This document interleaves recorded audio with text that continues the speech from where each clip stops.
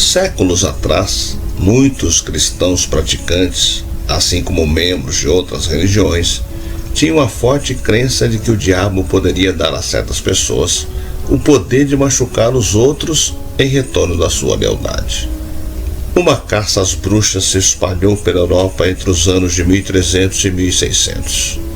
Dezenas de milhares de supostas bruxas, a maioria mulheres, foram executadas. Em 1692, se iniciaram os trágicos julgamentos às mulheres acusadas de bruxaria em um povoado da Nova Inglaterra. Sem nenhuma prova, com testemunhos arrancados sob tortura, foram condenadas cerca de 200 pessoas e 20 morreram enforcadas. Você acredita em bruxas, feiticeiras e em seres com poderes sobrenaturais?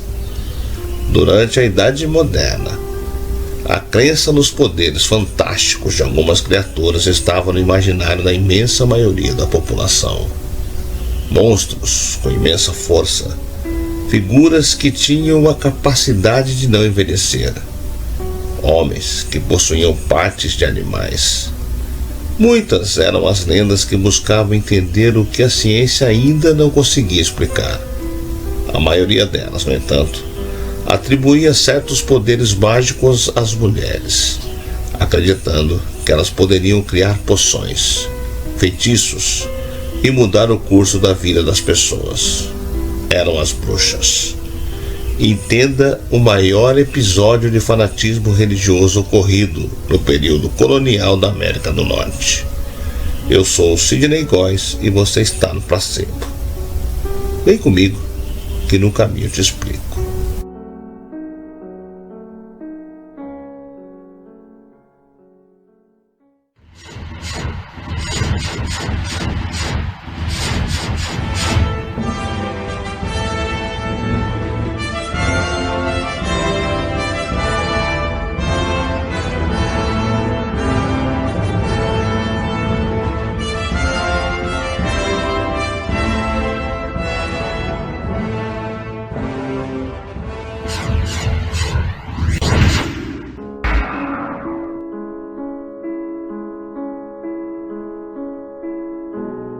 O termo caça às bruxas pode ser utilizado para designar historicamente a perseguição ocorrida em qualquer era às mulheres que supostamente possuíam poderes sobrenaturais, mas é usualmente mais usado para se referir aos eventos ocorridos durante cerca de 4 séculos, a partir do século XV, quando a Igreja liderou uma grande investida contra as mulheres de que, de alguma forma, haviam ferido as expectativas sociais, políticas ou religiosas, normalmente de classe social mais humilde. Atualmente, a expressão caça às bruxas diz respeito especificamente à perseguição sistemática contra algum grupo. No século XIII, a Igreja criaria o Tribunal do Santo Ofício, mais conhecido como Inquisição, para impedir que pessoas desviadas dos ensinamentos cristãos deixassem a instituição, utilizando-se para isso de variados mecanismos de perseguição e punição. Neste sentido, costuma-se dividir a ação da Inquisição em 2 períodos, o medieval, do século XIII ao XIV, e o moderno, do século XIV ao XIX. Em 1484, durante o papado de Inocêncio VIII, seria emitida uma bula oficial com condenações à prática da feitiçaria, que também apoiava as ações necessárias para livrar a cristandade dos praticantes de bruxaria. 2 inquisidores nomeados aproximadamente nesta época, Jacob Sprenger e Eric Kramer, escreveriam O Martelo das Feiticeiras, livro que nortearia uma série de perseguições aos acusados de bruxaria por meio de argumentos jurídicos e religiosos. As mulheres seriam o grupo mais acusado de prática de feitiçaria. Atualmente, calcula-se que elas representavam cerca de 80% dos denunciados. Embora tenham existido acusados de todas as classes sociais, eram as mulheres mais pobres as mais vulneráveis, geralmente viúvas, que tentavam sobreviver, produzindo remédios de ervas ou atuando em atendimento médico, sendo muitas vezes a única possibilidade existente em suas comunidades. Em um período de crises epidêmicas, instabilidade política e mudança social, essas mulheres seriam utilizadas como alvo de uma campanha das classes dominantes para direcionar o pânico da população, gerando histeria. Acontecimentos negativos passaram a ser considerados como fruto da ação de bruxas.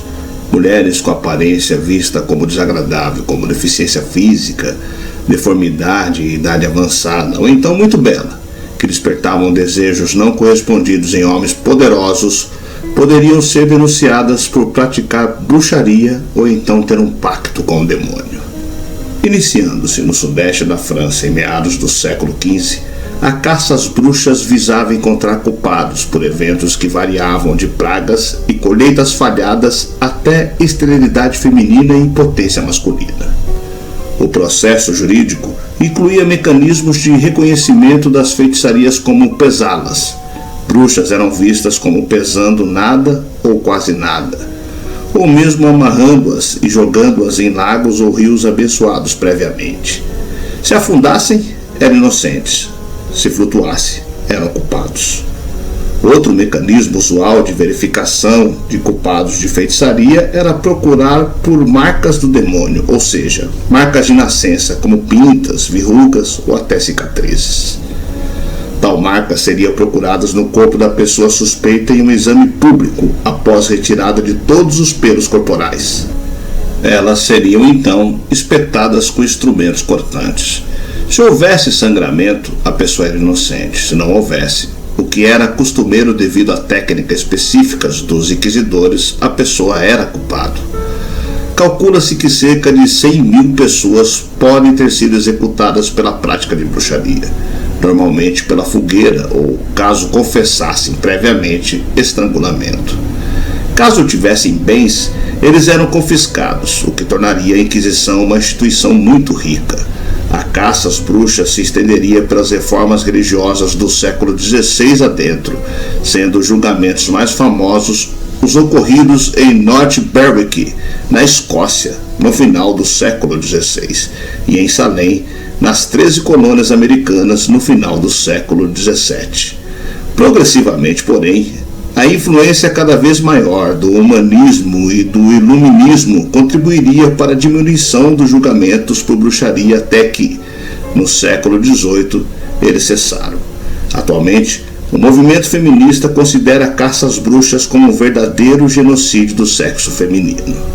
Os julgamentos das bruxas de Salem foram um dos casos de feitiçaria mais famosos da história, mas por trás de seus comportamentos estranhos, que incluíam convulsões e mudanças de personalidade, pode ter havido uma doença neurológica autoimune. Em 19 de agosto de 1692, foi um dos ápices do famoso julgamento das bruxas de Salem, em uma pequena cidade de Massachusetts, nos Estados Unidos. Primeiramente, devemos salientar que cerca de 200 pessoas foram presas e acusadas de bruxaria. Além disso, 20 foram condenadas à morte nesse julgamento. Primeiramente, tudo começou em fevereiro de 1692. Nessa data, a filha de 9 anos do reverendo de Salem, Samuel Parris, uma colônia britânica puritana em que a igreja comandava, ficou doente. Consequentemente, ela contorcia-se de dor e gritava, e alegava estar sendo picada por insetos. Casos sinistros como esse aconteceram em outras regiões ali por perto. Certamente, devido ao controle da Igreja Católica, o culpado pela doença sinistra que se espalhava era o diabo. Consequentemente, o que ocorreu às meninas foi atribuído a 3 mulheres. Primeiramente, Tituba, uma escrava. Em seguida, a Sarah Good, uma mendiga. E por último, a Sarah Osborne, uma idosa pobre. Elas eram vistas como servas do diabo. Em março daquele ano, deu-se início ao julgamento das bruxas de Salem. Consequentemente, as 3 mulheres foram julgadas. Tituba confessou que recebeu uma visita do diabo e que havia se tornado sua serva. Também acusou outras mulheres que estariam tramando contra os puritanos. As outras declararam inocência. No final, todas elas foram presas. Esse julgamento levou a uma paranoia coletiva em toda a população. Consequentemente, muitas acusações começaram a aparecer e muitas mulheres foram presas. Além disso, o ministro da igreja também chegou a ser enforcado por ser acusado de ser um dos líderes das bruxas. A caça acabou quando o governador William Phillips atendeu a um pedido do presidente da Universidade de Harvard, que denunciou o uso de evidências especulativas, ou seja, testemunhos sobre sonhos e visões. É melhor que 10 bruxas suspeitas escapem do que uma pessoa inocente seja condenada, escreveu. Consequentemente, o fim do julgamento foi em 29 de outubro. Após o fim do julgamento, muitas pessoas admitiram o erro do que havia acontecido. Em 1702, os julgamentos foram considerados ilegais e 9 anos depois, a colônia determinou que os nomes dos condenados fossem limpos. Além disso, foi oferecida uma recompensa financeira para os envolvidos. Hoje em dia, o caso é considerado um exemplo de histeria coletiva. Este foi o maior episódio de fanatismo religioso durante o período colonial da América do Norte, servindo como um alerta para que a liberdade religiosa fosse um importante princípio a ser assegurado.